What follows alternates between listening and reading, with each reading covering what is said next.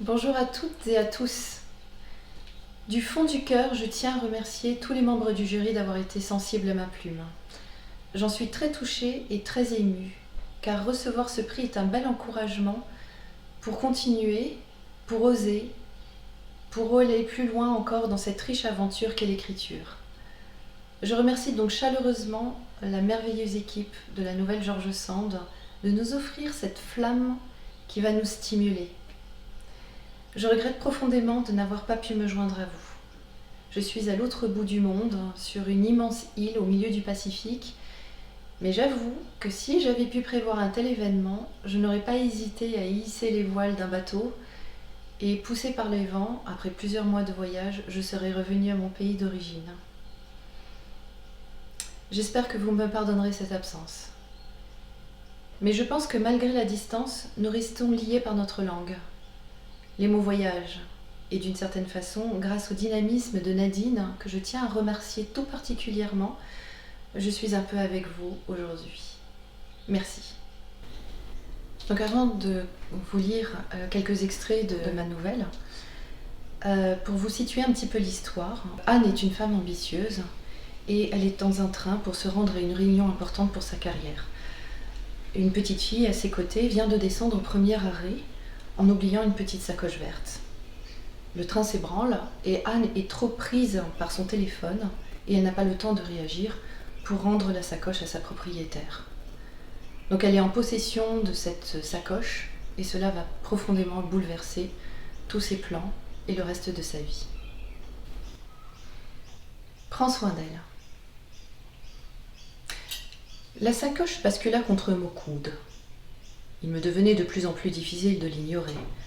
Agacée, je décidai de l'ouvrir pour vérifier si elle n'y enfermait pas une adresse, un nom, une indication qui pourrait m'aider à m'en libérer sans culpabiliser. Mais ce que j'y vis me surprit au-delà de tout ce que je pouvais imaginer. Tout au fond, dans l'ombre de ce ventre rond, scintillaient des coquillages, des cailloux, des brindilles, des feuilles de toutes les couleurs, des graines de toutes les formes, et des pots de verre remplis de sable, de poussière, de terre, tous étiquetés d'une écriture mal assurée mais appliquée. Terre de poustille, terre de brumeau, poussière d'aspie, pigments des grottes de l'ogre, sel de la roseraie de mamie, larmes d'escargot.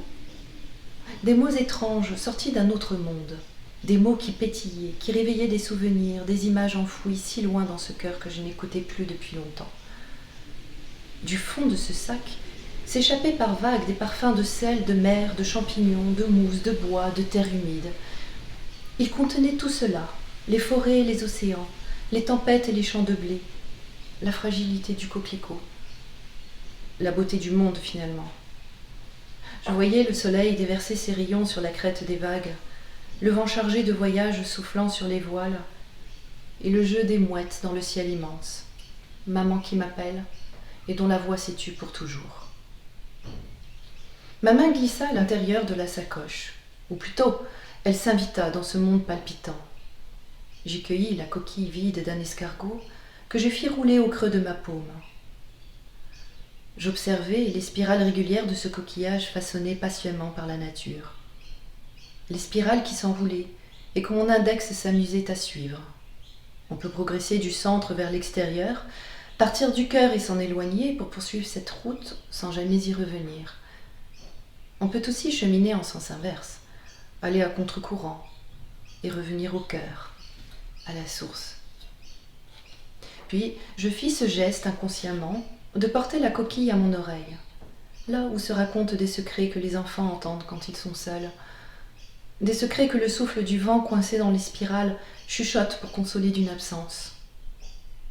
Il y avait eu la main de celle qui n'avait jamais pu combler cette absence, qui pourtant avait enveloppé mon visage d'enfant pour y sécher chaque larme et me proposer un chemin de vie que, plus tard, j'avais refusé de suivre.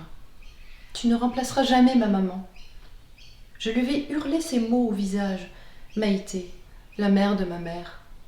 Il me revenait aujourd'hui en écho, pris dans les volutes du coquillage qui murmurait à mon oreille. J'avais attendu de grandir pour partir, claquant la porte, pour ne plus jamais revenir.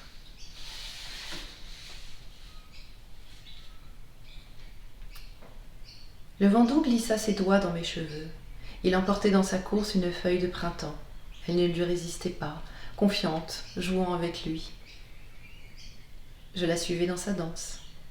Ainsi, je fis le premier pas, hors du quai d'abord. Hésitant un peu, puis hors de la gare. Je suivis un chemin, n'importe lequel, celui qui montait sur le haut de cette colline par exemple. De là-haut, je voulais apercevoir l'horizon, voir le plus loin possible, jusqu'à la maison de Maïté.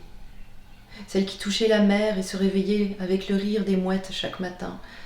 Celle qui avait résisté aux tempêtes depuis des générations. Celle qui avait abrité la dernière année de ma mère. J'emprunterai ce chemin qui m'y mènera, peu importe le temps que je mettrai. Je reviendrai à cette maison par les chemins, par les forêts, par les champs, les nuits sous la pluie. Je cueillerai sur le bord les souvenirs de mon enfance et lui ramènerai tout ceci dans mes bras pour qu'elle me reconnaisse, Maïté, qui m'avait aidée à grandir. On l'a dit souvent hostile et dangereuse. Maïté la disait toujours belle quand on sait l'écouter, cette nature que j'allais retrouver comme une vieille amie, devenue un jour ennemie. Maïté m'avait appris à en comprendre quelques facettes, à en discerner certains secrets, à lire dans les nuages pour deviner ce qu'ils apportaient. Elle m'avait initié au mystère de la terre, à en distinguer la valeur, par son odeur et sa couleur. Prends soin d'elle, et elle prendra soin de toi. Elle m'avait enseigné les noms des arbres, des plantes, des oiseaux, et à en comprendre les comportements. Elle m'avait transmis un savoir qu'elle avait reçu de sa grand-mère. Derrière ce précieux savoir, une lignée de femmes sensibles et ardentes qui avaient porté cette terre par la noblesse de leur courage. Elle m'avait aussi promis le bonheur par la contemplation des choses que la nature nous offre. Je cueillais chaque jour tous ces trésors des jardins pour en remplir un coffret de bois que j'apportais ensuite à ma mère au soir de sa vie. Elle les accueillait tous de son sourire dont je m'enveloppais. Confiante dans le pouvoir de cette nature, j'étais certaine qu'elle la guérirait. Mais sa voix un jour s'était tue, pour toujours. Je l'avais retrouvée, les yeux éteints et le sourire pâle, la tête penchée sur un coquelicot fané que je lui avais offert. Mon cœur était encore trop petit pour mesurer l'ampleur de cette absence et le gouffre qu'elle allait y creuser. Alors, j'avais refermé cette boîte. Je l'avais jetée et oubliée dans le fond d'un placard. Un fouillis de bêtises inutiles et mensongères. Cela n'avait pas sauvé ma mère. Cela n'avait pas su me consoler. Cela n'avait servi à rien de connaître le nom des oiseaux. Les diplômes que je convoitais s'en moquaient. Je ne sais combien de jours je marchais. Quelques jours, des semaines, peut-être même, peu importe. Un jour, un matin, j'étais revenue. La maison se blottissait derrière la colline, enfouie sous un jardin débordant de ses haies, un généreux fouillis où se mélangeaient des fleurs, légumes et arbustes. Terre de poustille. Ce même jardin nourri de patience et de poésie. J'y reconnaissais la main de Maïté et de toutes celles qui, avant elle, avaient façonné cette terre. L'épouvantail avait un peu vieilli et semblait avoir finalement apprivoisé depuis longtemps tous les oiseaux du pays. Le vent m'accueillait, portant avec lui le chant du ressac, le parfum des algues et le sel de la mer. J'arrivai devant la porte, 1000 fois repeinte, les cheveux emmêlés, les yeux rougis et le cœur gonflé. La porte s'ouvrit, le visage de Maïté, surpris, souriant. Elle me tendit les bras, ne dit rien, ne dit rien. Elle m'étreignit le temps qu'il nous fallait pour que se confondent nos souvenirs. Sur son épaule, je versai des larmes. On s'installa sous un pommier. Tout ce qu'on se dit, je ne m'en souviens plus. Je sais seulement qu'on se retrouvait à travers nos gestes, nos sourires, nos regards, nos silences aussi. Puis, on marcha le long de l'allée qui dominait la mer d'où s'élevaient les brumes les soirs d'automne. Terre de brumeaux. On descendit vers la petite crique et on longea les falaises immenses de cette couleur d'ocre que le soleil chauffait les après-midi d'été. Pigment des grottes de l'Ogre. On suivit le chemin plus haut qui recueillait dans ses fougères l'écume battue par les vents, larmes d'escargot. Je les retrouvais tous, ces lieux que petite j'enfermais dans ma boîte pour que ma mère y puise des forces. Ces lieux qui me revenaient à la mémoire comme un cadeau dans l'enveloppe de la sacoche. Tout se rassemblait ici, aux portes de ce jardin, qui m'avait vu grandir. Merci.